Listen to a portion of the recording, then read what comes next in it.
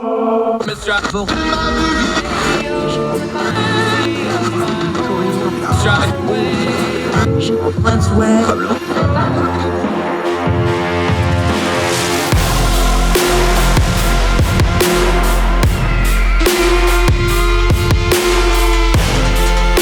host, Andrew Donaldson.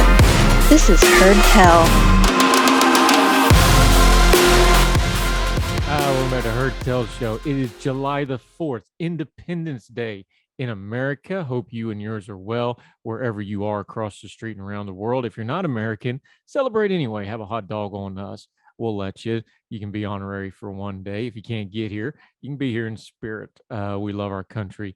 Hope you are celebrating this July the 4th with your family and loved ones and are enjoying it. Hope you have a great weekend on this holiday Monday. I'm Andrew Donaldson. Thank you so much for joining us on Heard Tell. We're going to talk about the 4th of July today here in just a minute. Also, cool story. One of our founding fathers, Alexander Hamilton, not just the musical version, the real life guy. There's been a long struggle over a letter of his that was stolen. It's been returned. It's gone on display in time for the 4th of July. We'll talk about that in just a little bit. Also, we have to go overseas. A story we've been covering since the beginning of the war in Ukraine when Russia and Putin invaded that country. We said there was going to be catastrophic worldwide consequences to food, and it's here. Washington Post story. We're going to go over to Africa, Somalia, and some adjacent countries. The absolute horrific famine that is falling upon that land because of that. We'll cover that in just a little bit. Also, we always end on a good note. What's more American than baseball? Well, youth baseball. And youth baseball's for some very special kids and adults that face challenges but get to enjoy the game. Also, one of the best sports pictures I've ever seen in my life. We'll cover that in our end of the show segment. We always try to end on a good note here on Heard Tell, and it is becoming a tradition. We did it last 4th of July. He's back again this 4th of July. Our buddy Ben Harris from over in the UK. A little tongue-in-cheek. We're going to talk to one of our British buddies on July the 4th, but we're going to talk about the good stuff other than some little good-natured joking about them being 0-2 against us. Ben's a really smart guy. He works in Parliament for an MP, knows what's going on. He's also written extensively. He did his schoolwork on the special relationship between our two countries. It's a cool way to look at the 4th of July. We did it last year, doing it again this year, talking some of the cross-pollination, how our medias have become a little bit more like each other, how our country went from revolution to being very, very good friends and allies over many, many years. Also going to talk about part of that relationship, the World War II generation that's passing off the scene, some of the things we've been covering here. The way he brought up an excellent point I didn't think of is that the end of that era for them is going to be the Queen herself. He'll talk about that. Ben Harris on the program today. Don't miss that. But let's start with the 4th of July. Every year we do this, but this year it seems to be a little more prevalent than usual. We have this run of the political class, the chattering class, the commentariat, and the people that are way too online. And I say that because I am one of them, who started on this thing of, well, should we even be celebrating the 4th of July? Or I'm not celebrating the 4th of July. Or what does the 4th of July mean to me? Or it doesn't mean anything to me because of X, Y, and Z politics and policies and whatever's going on in the news. I get all that. One of the great parts about being an American is you get to say whatever you want about America because you have that freedom. If you don't like it, you can trash it.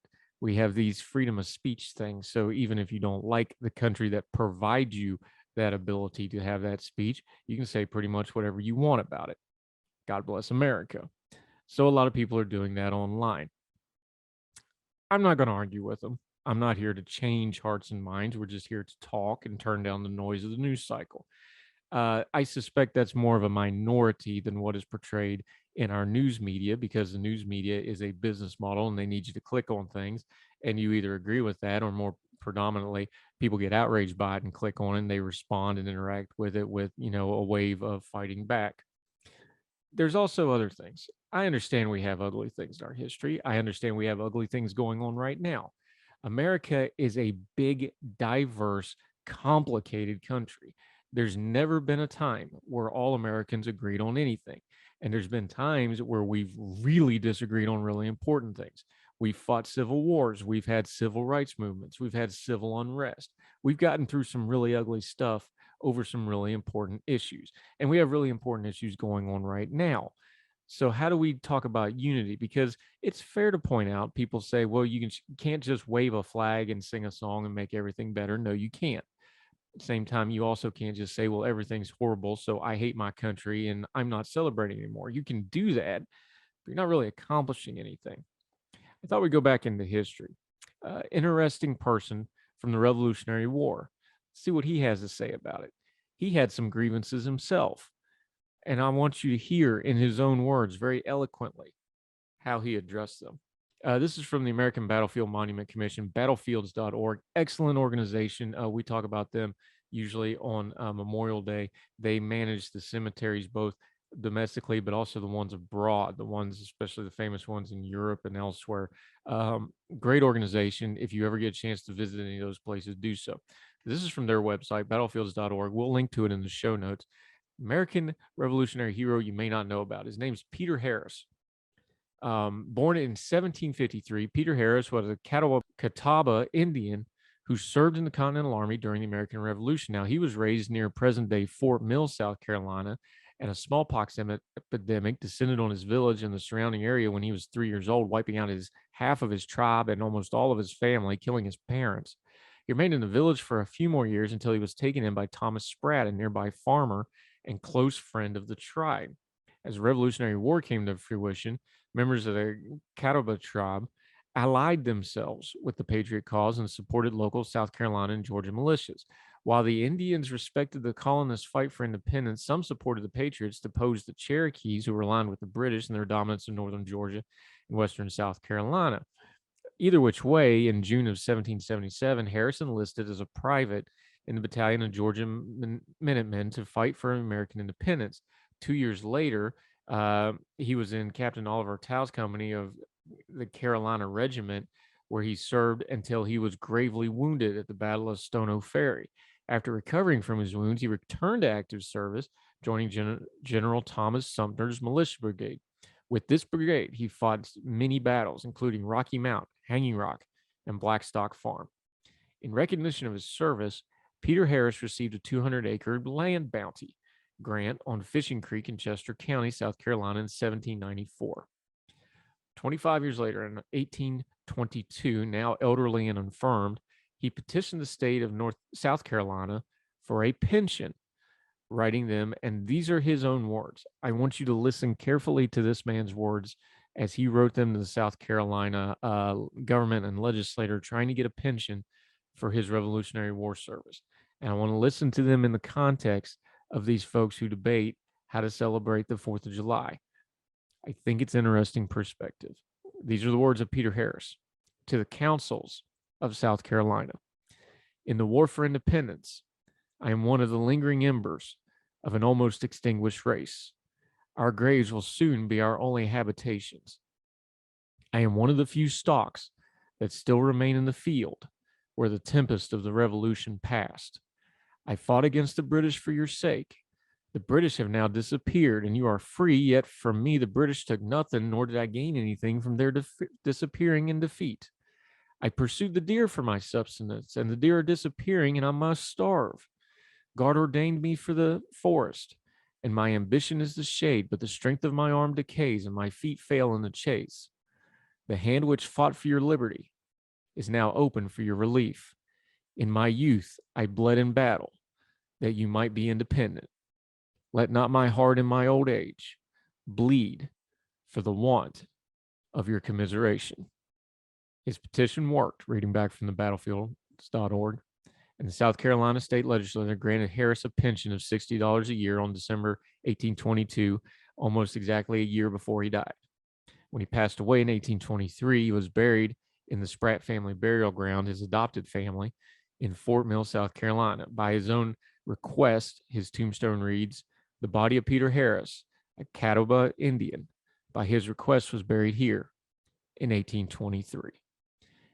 A patriot that fought for us, although he had a perspective different than what many of us would have about the revolution.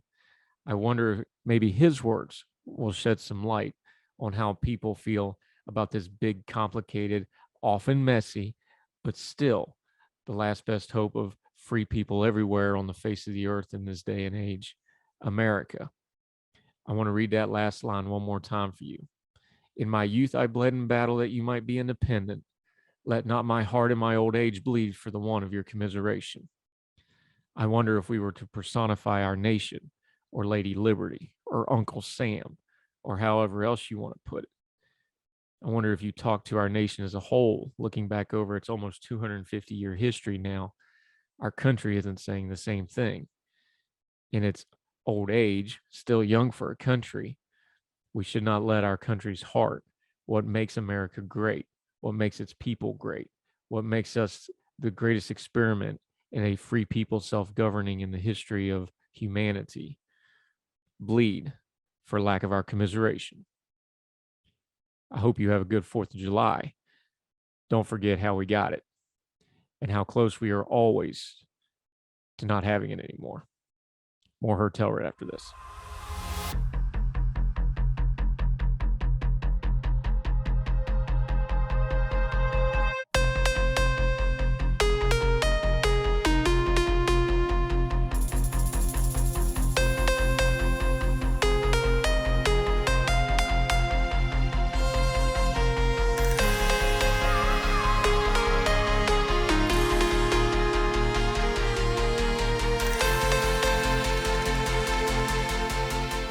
Back to Heard Tell. Let's go overseas for a moment. We've been covering this story since the beginning because we told you this was coming, this was going to happen, and now it is happening. Let's go to the Washington Post. We go overseas to Africa, Somalia particularly, but the other countries in that general area.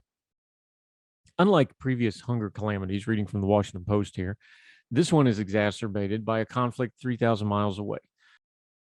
Russia's invasion of Ukraine is fueling starvation in Somalia and other nations, abetting death, sickness, the disintegration of families, and the loss of livelihoods far from the war's front lines.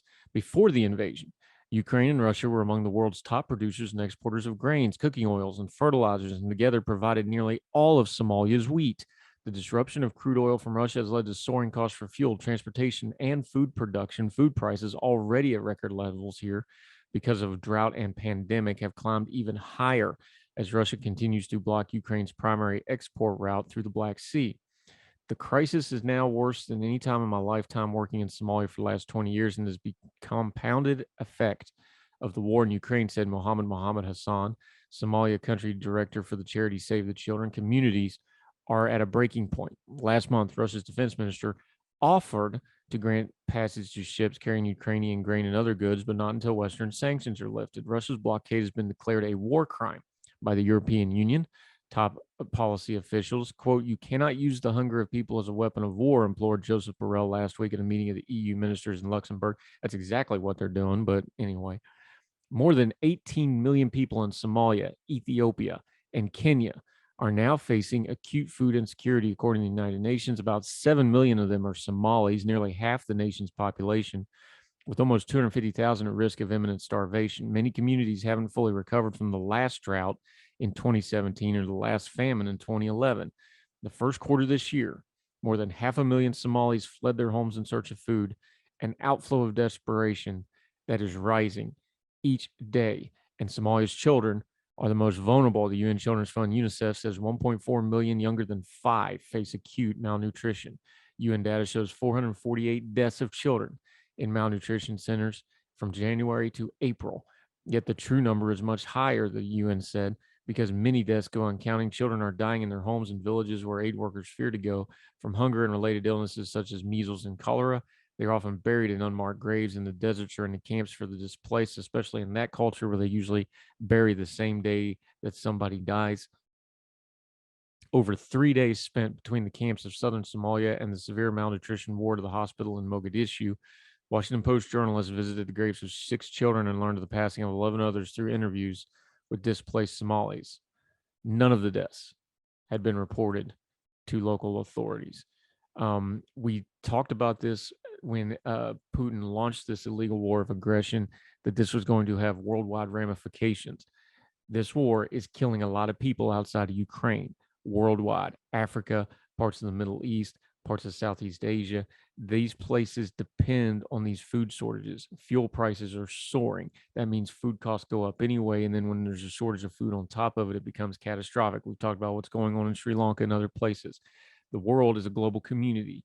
these things have ripples and shockwaves, and people in Africa and other places are paying for the brutality of Vladimir Putin's aggression, greed, and power hungry grab for parts of Ukraine. There's a lot of a body count. This one's not making as much headlines as the one in Ukraine do. And the Ukraine ones are barely making headlines because people start getting war fatigue in the West because we've got other stuff to do, unfortunately. But it's still real for Ukraine. This is going to be a very long, very bloody war. They've already been fighting since 2014, as we've talked about before. But the West has a fickle attention span, and it has even less of one when it comes to people dying of malnutrition in Africa, even though events in the Western part of the world, somewhat like Ukraine and Russia, are causing it.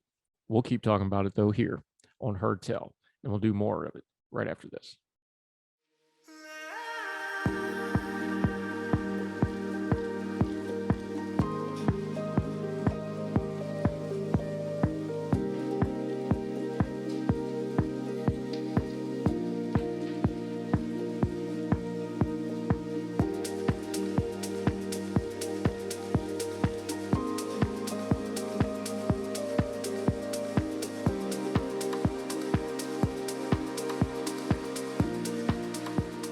Welcome back to Heard Tell. Okay, we did this last year on the 4th of July. Might make it a tradition. So it's fun on Independence Day to talk to one of our Brit friends, Ben Harris, back on the program once again. Thankfully, not wearing an Aston Villa jersey that he rips on and takes his sweater off right as I press record. Thank you for not doing that, my friend. Welcome back to Heard Tell. It's out of season. So is there any such thing for a Villa fan, though? You guys are always hoping for the new day, right? Yeah. Well, it's I mean, it wasn't too bad last season. We had some ups and downs, but this new season starts in about a month and a half now, so not a long way. So we made some good signs though. So I'm quietly confident, but we'll see. That'll probably be obliterated by September. Yeah, one nice thing about it, being a soccer football fan is the off season is very short, especially in a World Cup year. It's pretty much non-existent, so that's a good thing. All right, buddy. This year it's I was just to say this year the World Cup is in November, December, so it's really crammed in the middle. It's not usually like that, but it's because it's in Qatar. So yeah, and we're going to be talking plenty about that when that happens. But by the way, we've got England in the first round, I believe, in the group stage. The U.S. I'm looking forward to that. Yeah, so that's going to be. I think I actually might want America to win because I don't actually like the English football team. If it was rugby, I'd support England any day. But football, I have my reasons. See, here we go. The hot takes are coming already. We haven't even dug in yet. Okay, it's the 4th of July. We did this last year. For folks that don't know, you've actually done quite a bit of work. You did your university work on the special relationship between England and America. It's pretty unique in world history. We've had England's got a pretty good relationship with most of what used to be the empire, most of the old colonies. They're allies with almost all of them. Talk about for a minute, though, it is pretty unique in the history of the world what America and Britain has done together in the last, 240 odd years, isn't it? Yeah, I can't think of I can't think of, maybe there is. I'm not an expert in history, but I can't think of any period in history where you've had essentially the world's main superpower peacefully hand over to the next one, which is what we did with the US. I mean, obviously, we were in conflict with the US in the 1700s, early 1800s. But when that handover actually took place, if you could call it a handover, in sort of the late 19th century, early 20th century, it was very peaceful. We were on the same side in the same wars, so it wasn't like right to throats. And usually that doesn't happen.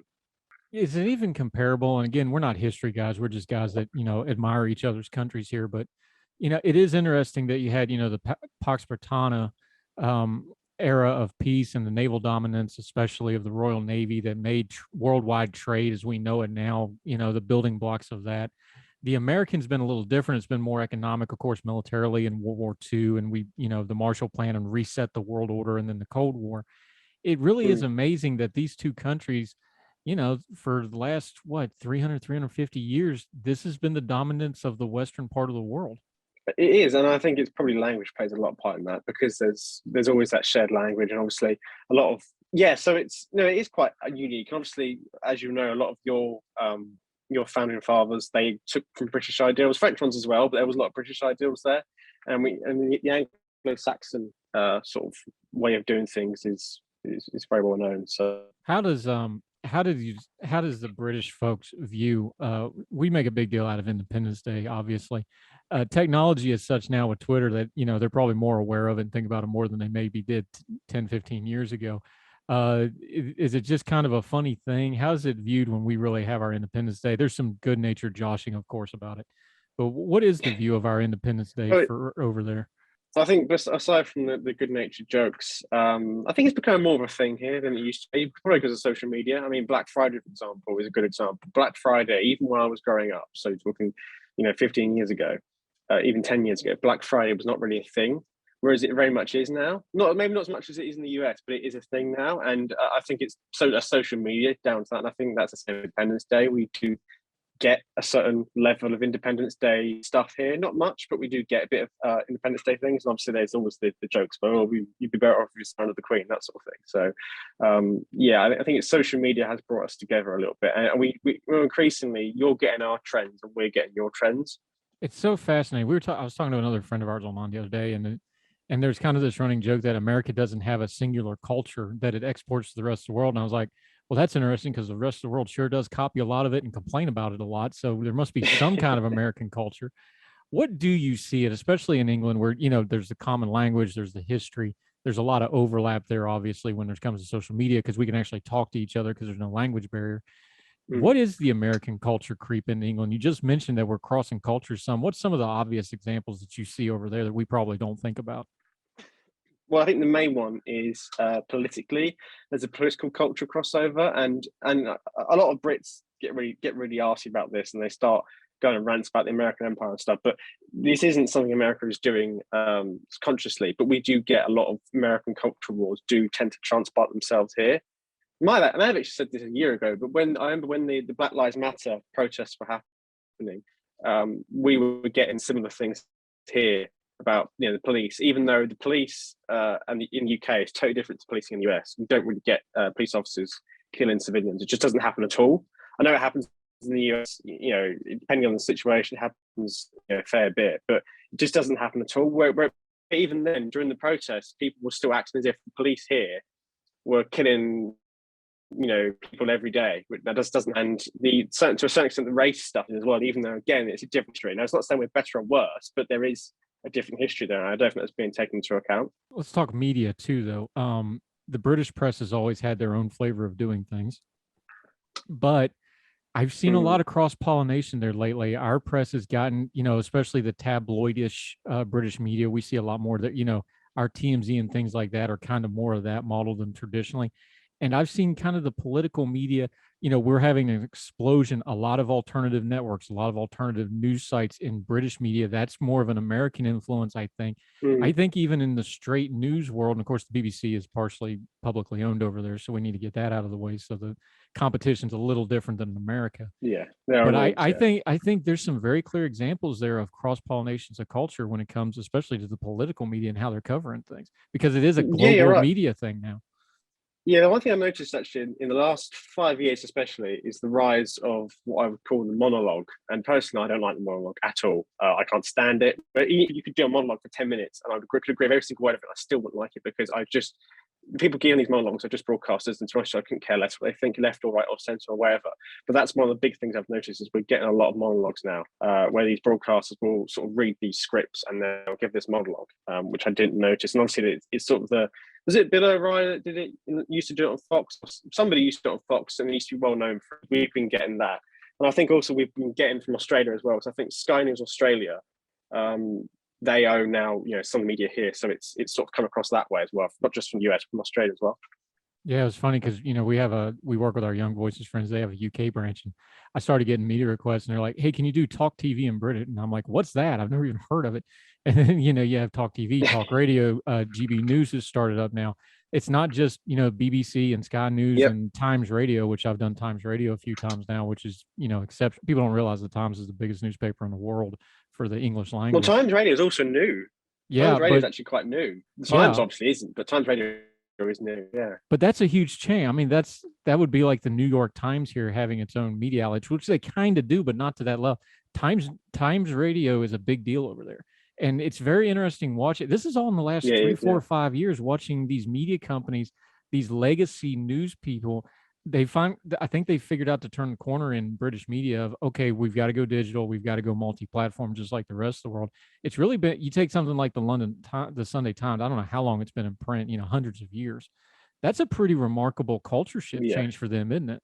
yeah, exactly. I mean, I think it is probably partially to do with since Brexit. There's been an explosion in sort of interest among regular people in politics. I've noticed it just from people I know who aren't very political, who are now more political and more aware of what's going on, or sort of they get more information because there is, I guess it's infotainment, isn't it? Infotainment is becoming a big thing over here. It wasn't 10, 15 years ago, but it very much is now.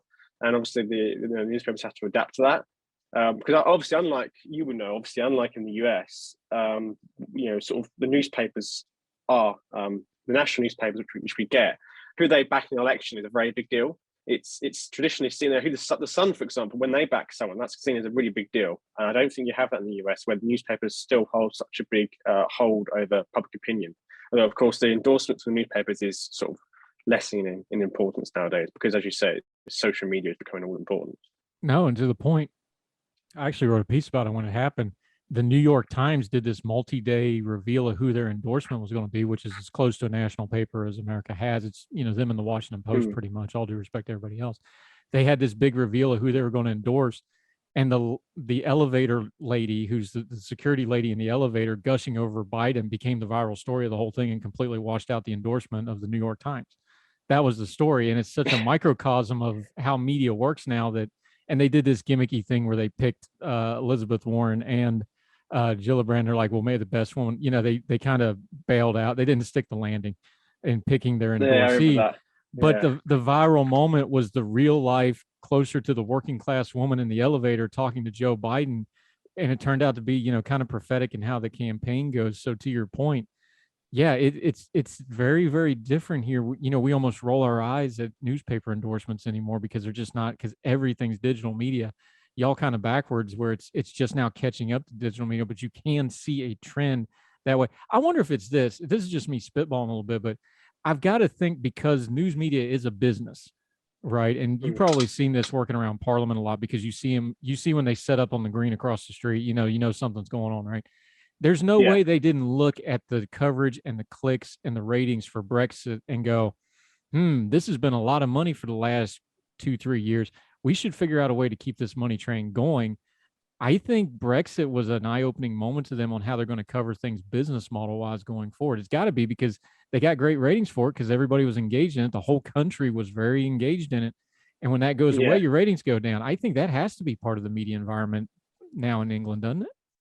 Well, I agree. I think one thing Brexit did do, it was the case for both Remain and Leave. I supported Leave, but I wasn't, I vote Leave again, but I'm not like a 100% diehard Leaver, no matter what. But the one thing about Brexit was it did highlight the culture side of things. Although the campaign itself was quite a policy one, certainly in the aftermath, it's pretty clear that there's a Remain Britain and a Leave Britain, which actually has separate ideals on things, which actually have nothing to do with the EU.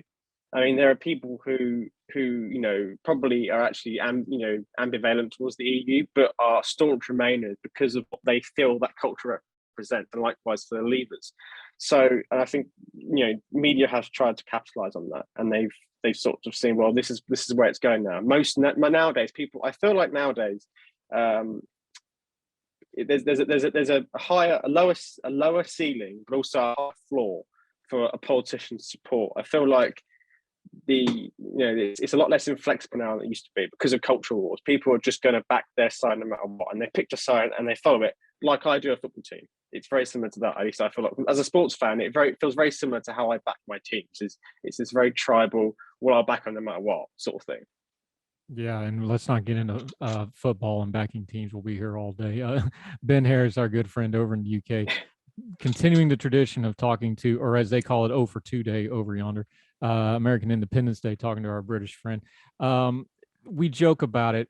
One of the great honors in my life, though, and I've got this on my mind because Woody Williams just died. That's the last Medal of Honor recipient from World War II generation for the American side. I saw that, yeah. I remember and it just happened by accident, I was in London for the 60th anniversary of D-Day. And I was actually, on the HMS Belfast. They're actually filming a documentary on the fantail of the ship. I got to meet some of the British veterans of that just one of the real honors of my life. I'm just saying, sitting and talking to these guys because they were all queued up to go do interviews and things. And just by happenstance, I got to talk to them. That generation's almost gone. We're very aware of it in America, of course. Same thing in England. That generation is just about gone. I don't know what the numbers there are. We're down into the low 100,000s and dwindling quickly. Is there a sense in England as well? Because that's kind of the last war we really fought together. Not that we weren't in, Afghanistan and Iraq and other parts of the world, but that's the one everybody thinks about, is us coming to World War II, Britain standing alone, and then American came alongside. That's just a big part of the mythology for both of our countries. Is there a danger of that sliding into history a little bit with that generation passing away? Is there an understanding of like, this is a title shift, that this generation is almost gone and we're just going to read about them? We're not going to be able to talk to them anymore. I don't think the special relationship, or whatever you want to call the US-UK relationship, will change much in relation to that. But for one thing I do feel, the one thing that will be the big change is, and hopefully it's not for a few years yet, is when the Queen dies, because that will be, she is seen as sort of the last remaining she actually did serve in World War II to an extent as a mechanic, I think, as a volunteer mechanic. So, and she is seen as sort of the last remaining holdover from that time. So I think when she does go, that will be, and more than anything else, a big thing, because it will signal a sort of change of the guard. And like you said, it's the numbers are quickly dwindling. I think to have served in World War II now, you have to be close to 100 at least now. I mean, you're getting to that point now. So it's unfortunately, that's a bit of history we're losing. But I think it's the World War II, because it's seen as the last good war, that is still in people's minds. And I think even people who don't even have any family they spoke to who served in the war, so people who don't even have grandparents who are old enough to have served in it, I do think that it still is very much alive today, because we do learn about it a lot in school. It is driven to us a lot. Winston Churchill and sort of the mythology around Britain in World War II is a big thing here still. So I don't think that we will lose that talking point. I think that'll always be there, because I know you guys also have a similar. You see World War II as the last good war as well, and it's Korea is forgotten, Vietnam is sort of seen as the bad war, and it's very similar over here in terms of how you see the war, World War II. So I don't think we're going to lose much. Lose much in terms of how we communicate with each other. But of course, the experiences that the first-hand experiences, that we lose will be impossible to value. Yeah, it's interesting because just in my lifetime, I'm not that old. I just turned 42. When I was a kid, if you saw any elderly man, you basically assumed they were a World War II vet. That's how, you just assumed it. And now they're almost all gone just in the last 30, 40 years. It's just the way time works. It's a really fascinating thing. Ben Harris, our good friend over in England, we're going to keep talking to him about England, about America, the special relationship, a little politics too, just because he runs amongst the halls of Parliament. So he's got all the good scuttlebutt. We'll touch in on that. We'll continue with our friend Ben Harris, his Independence Day edition of Heard Tell right after.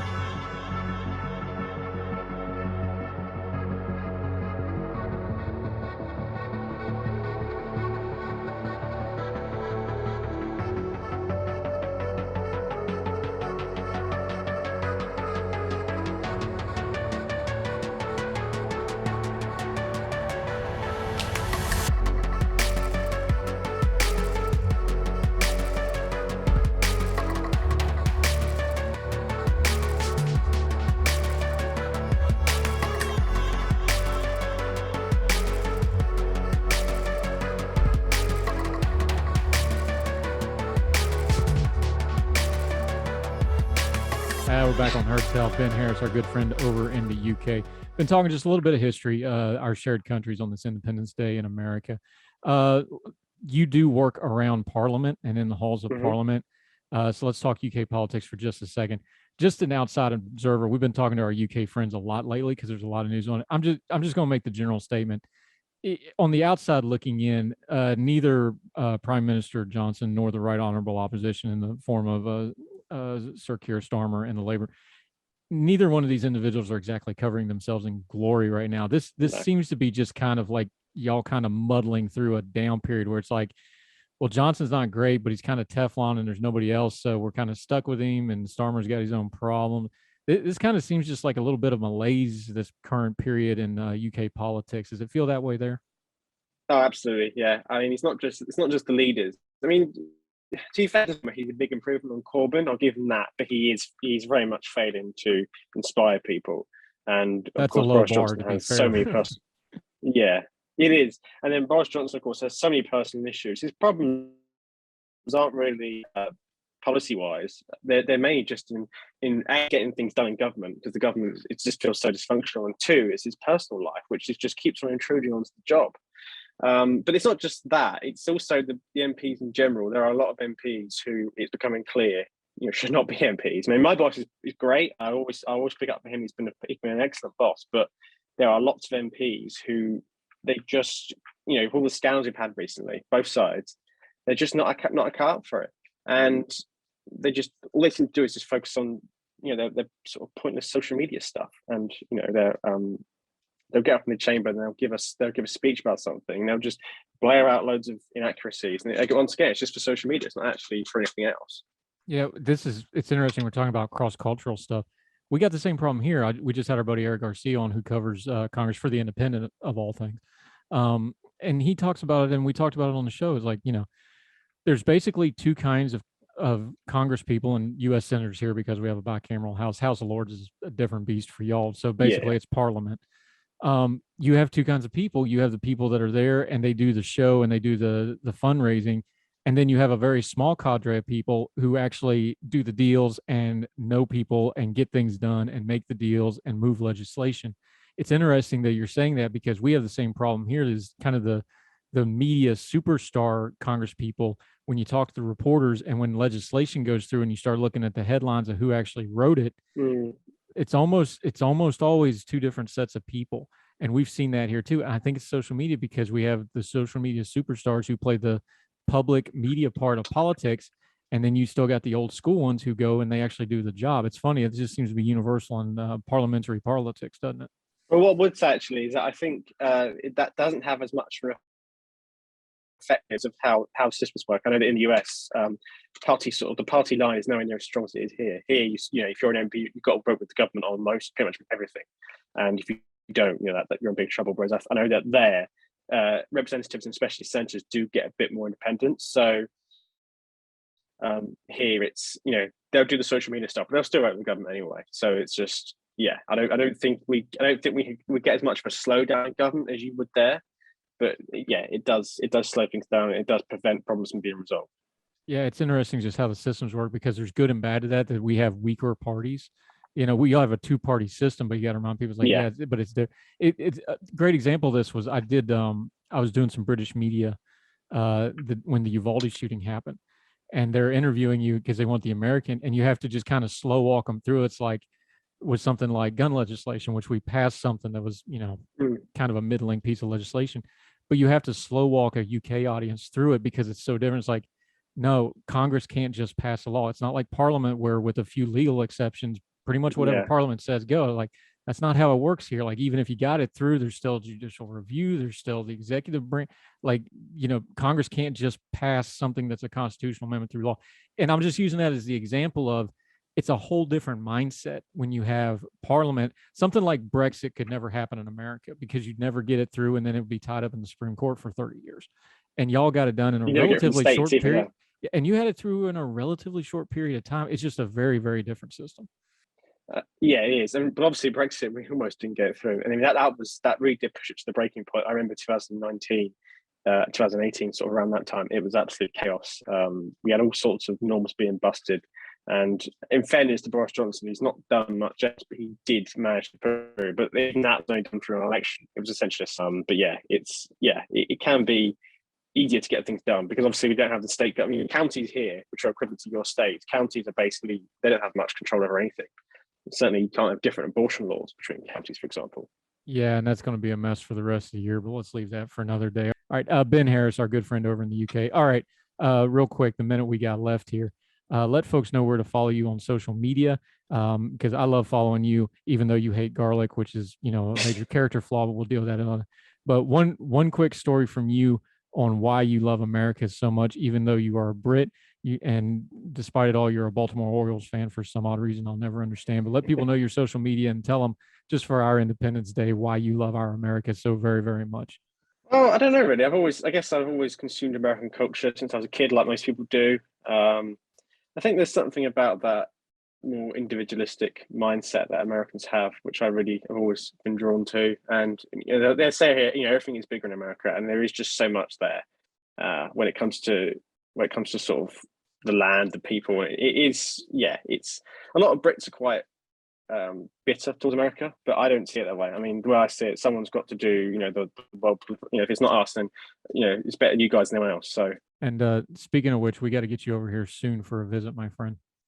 oh, I would love to. I'd love to come over. West Virginia's on my list. I plan to visit every state. I've done 8 so far, I think, in my life. So plus DC. So yeah, I will visit West Virginia someday and North Carolina. I can guarantee you that.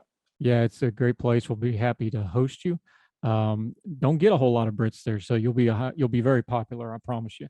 Ben Harris, our good friend over in the UK, the special relationship, our friends over in England, from whence we came. It just took us 2 wars and a couple of years to forgive everybody about it, but we're good friends now. Ben Harris, thank you so much for your time today, sir. Appreciate it. Thank you for having me. Thank you, sir.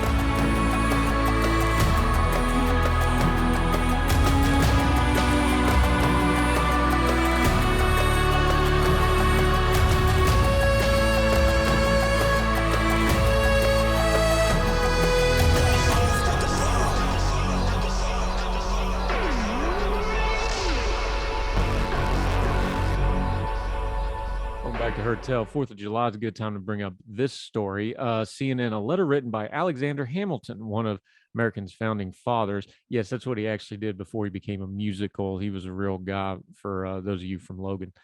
Thought lost for decades is finally going on display at the Commonwealth Museum in Massachusetts. Written by Hamilton in 1780 to the Marquis de Lafayette, the letter is believed to have been stolen from the Massachusetts State Archive during World War II, according to the news release from William Francis Galvin, Secretary to the Commonwealth. Hamilton, who was then the captain of the New York Artillery Company and sent the letter during the end of the Revolutionary War. Lafayette, of course, was a French aristocrat who was aiding the Americans in the fight against the British. In the letter, Hamilton warned Lafayette of enemy forces coming to Rhode Island and endangering French troops. An archive employee who stole the letter was arrested in 1950 and found to have sold it along with other documents to rare book dealers, according to the Massachusetts court filing. But in November of 2018, the letter emerged at an auction house in Alexandria, Virginia, before coming into custody of the FBI the following year. If you really, really liked National Treasure, this is some real life stuff here. The Commonwealth Museum, back to CNN. 4th of July exhibit is the first opportunity the public will have to see the letter since it was returned to Massachusetts.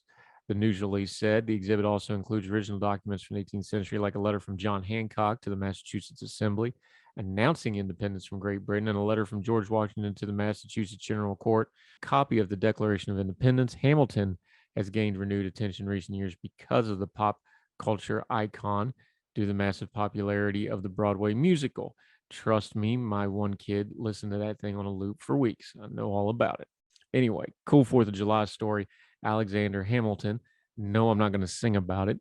His letter is for display in Massachusetts. If you're up there, make sure you go check that out. You can also see it online. They have a digitized copy of it. Cool piece of history. More Heard Tell on this 4th of July right after this.